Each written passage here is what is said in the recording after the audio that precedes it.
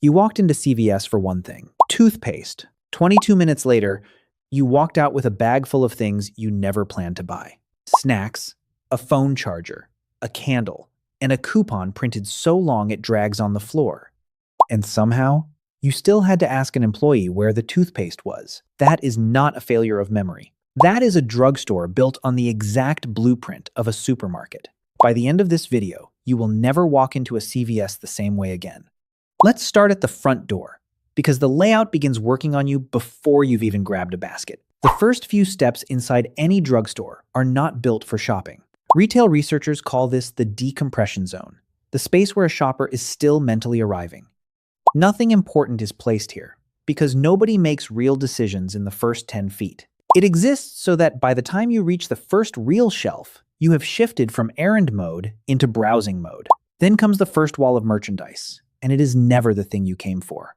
It is candy, seasonal items, and clearance electronics, arranged to catch you while your guard is still down. This is called the power aisle, borrowed directly from supermarket floor planning. Grocery chains built it to intercept shoppers before they reach a single planned item. Drugstores adopted the same aisle for the same reason. The walking path in front of you is real estate, and real estate has a price. You told yourself you would just grab your item and leave, but your basket already has a bag of chips in it, and you don't remember picking them up. That is not carelessness. That is the power aisle doing exactly what it was built to do. Now look at where the pharmacy counter actually sits. It is almost never near the entrance. It is at the back, past nearly every aisle in the building.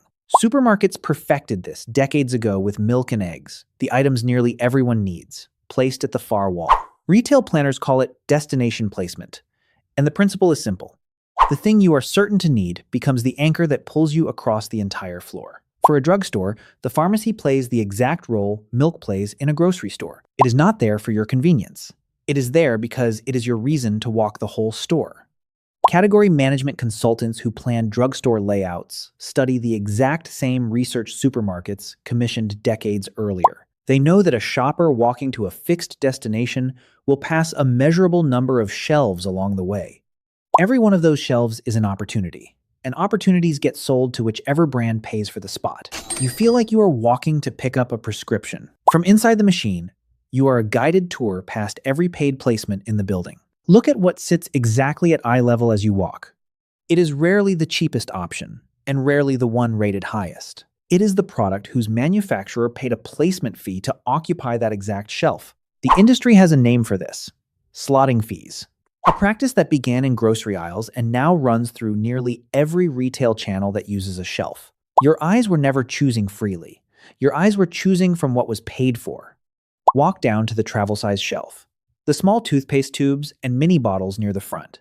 They look like a bargain because the sticker price is low. Divide that price by the ounce, and the small bottle almost always costs more per unit than the large one 3 aisles away. Economists call this unbundling, breaking a product into smaller units to raise the effective price without raising the number on the shelf tag. It works because almost nobody does the math standing in the aisle. You picked the small size because it felt cheap in your hand. The store didn't need you to notice the math. It only needed you to feel the number. You'll probably buy the small size again next time, still not knowing which one actually cost less. Now think about the card in your wallet, the one that gets scanned at every visit. Loyalty programs like this one exist for a single purpose, and it is not to save you money. It is to track exactly what you buy, how often, and what gets you to buy more. Every purchase becomes a data point, and every data point becomes a personalized coupon. The coupons don't feel random, because they aren't. They are tuned to the exact edge of what will make you buy something you weren't planning to buy. This runs on the same principle as a slot machine.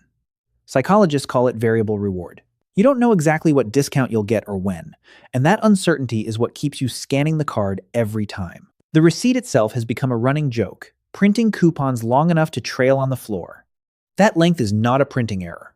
It is the visible evidence of how much was tracked to build the exact offer meant to bring you back. Cut across to the beauty aisle, the one with the brightest lighting in the entire store. Notice the mirrors angled at exactly the height of your face. This is called aspirational staging, lighting and mirrors, tuned to make you look slightly better than you do under the fluorescent tubes everywhere else. For a few seconds, the aisle isn't selling you a product. It's selling you a slightly improved reflection of yourself. Retailers have used this exact lighting trick in cosmetics counters for generations, long before it reached a drugstore shelf. You came in for toothpaste. You are standing in front of a mirror, deciding whether you need a different shade of concealer. That decision didn't start with you. It started with the wattage of the bulb above your head. By the time you reach the register, there is one more wall waiting for you. Small candy, gum, and travel-size items, priced low enough that saying no feels like more effort than saying yes. This checkout shelf earns some of the highest sales per square foot in the entire store. Not because the products are exceptional, because the moment is. You are standing still, waiting, with nothing else to occupy your attention. Idle attention is valuable inventory, and the checkout shelf is built to spend it for you. Then there is the wait itself, the 15 minutes the app tells you your prescription will take. Operations researchers have studied waiting for decades, and one finding holds up again and again. Occupied time feels shorter than unoccupied time, even when the number of minutes is identical. This finding has a name in the research literature: occupied time versus unoccupied time, studied formally in queuing psychology since the 1980s. A pharmacy counter surrounded by nothing would make 15 minutes feel unbearable. A pharmacy counter surrounded by 7 aisles of merchandise gives you somewhere to put that time. So you wander, not because you need anything, because standing still for 15 minutes is uncomfortable, and walking isn't. From the inside, this isn't an accident of geography. Pharmacy wait times are treated as a known, schedulable window of foot traffic. Front store merchandise gets planned around that window on purpose. Because a captive, waiting customer is a predictable one. You experience it as browsing while you wait. From inside the machine, you are foot traffic scheduled 15 minutes at a time. Here is the part that makes this specific to a store like CVS. Drugstores didn't always look like this. For most of the 20th century, a pharmacy was a counter with a few shelves of essentials beside it. Industry analysts have documented a clear shift over the past few decades. The physical footprint devoted to non-pharmacy merchandise has grown steadily, aisle by aisle, chain by chain. Food, drinks, greeting cards, electronics, seasonal goods, and beauty aisles now take up most of the square footage you actually walk through. The pharmacy that gives the store its name now occupies a small fraction of the building. The reason is simple. Prescription margins are thin and tightly regulated. Front store merchandise carries the markup a grocery store relies on, and the layout follows the profit, not the name on the sign. So the people who plan these stores studied the discipline that already knew how to sell a full basket. Supermarket science. Same decompression zone, same power aisle, same destination placement, same eye-level fees, same checkout wall. The corner drugstore became a supermarket wearing a red cross on the sign. Trade publications that track the drugstore industry have written about this shift for over a decade, calling it the race to look less like a pharmacy and more like a general store. Some locations now stock frozen food, produce, and full snack aisles that would look at home in a supermarket. The pharmacy sign out front hasn't changed. Everything behind the door has. Look at the size of the store itself compared to a decade ago. Retailers have expanded square footage and widened aisles, using the exact same reasoning supermarkets used when they enlarged their carts. A bigger space with more open sightlines invites a longer visit. A longer visit invites a fuller basket. You didn't get distracted by accident. You got distracted inside a space engineered to produce exactly that outcome. 22 minutes for toothpaste isn't a coincidence, and it isn't your fault for losing track of time. There is one more layer worth naming before we add it all up. Look at the weekly rewards that expire if you don't use them by a fixed date. That countdown is not a courtesy reminder. It is manufactured scarcity, a technique that makes an ordinary discount feel like a closing window. A reward with no deadline gets used when it's convenient. A reward with a deadline gets used on a trip you weren't planning to take. The same red sale tags follow you down every aisle, marking a price against a higher price you never actually paid. Retailers call this reference pricing, and it works whether or not the higher number was ever real. Your brain isn't comparing the item to what you need. It's comparing the item to the number right next to it. One more stop before we add it up. The greeting card aisle, often the longest dwell time of any aisle in the store. Cards carry some of the highest margins per square inch of anything on the shelf. You don't rush a card the way you rush a toothpaste tube, because a card is emotional, not functional. The aisle is built long and quiet on purpose.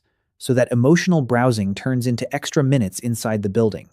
Extra minutes inside the building is the one resource every other mechanism in this store depends on. 22 minutes doesn't sound like much until you multiply it by every trip you'll make this year. Walk back through what actually happened on that one trip for toothpaste. The decompression zone slowed you down before you even reached a shelf. The power aisle intercepted you with things you never came for. Destination placement walked you across the entire building to reach the one thing you actually needed. Eye-level shelving decided what you saw, without you noticing you were choosing from a paid lineup.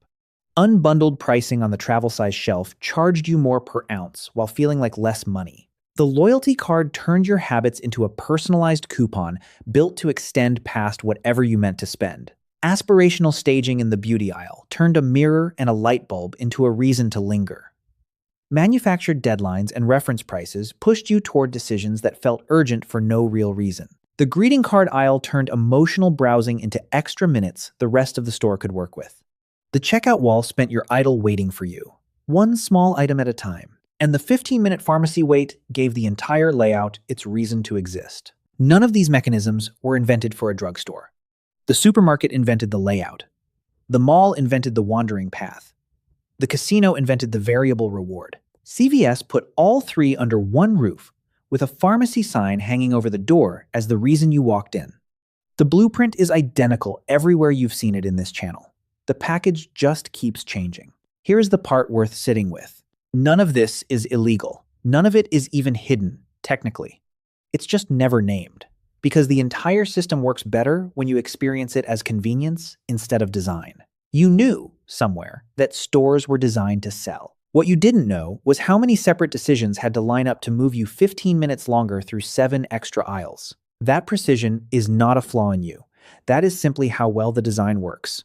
And the next time that pharmacy pickup light turns green and you realize you're already 3 aisles away from the counter, some clear part of your brain is going to whisper, I see what you're doing. We take them apart one by one. So if you'd rather see the system than be moved by it, you already know what to do.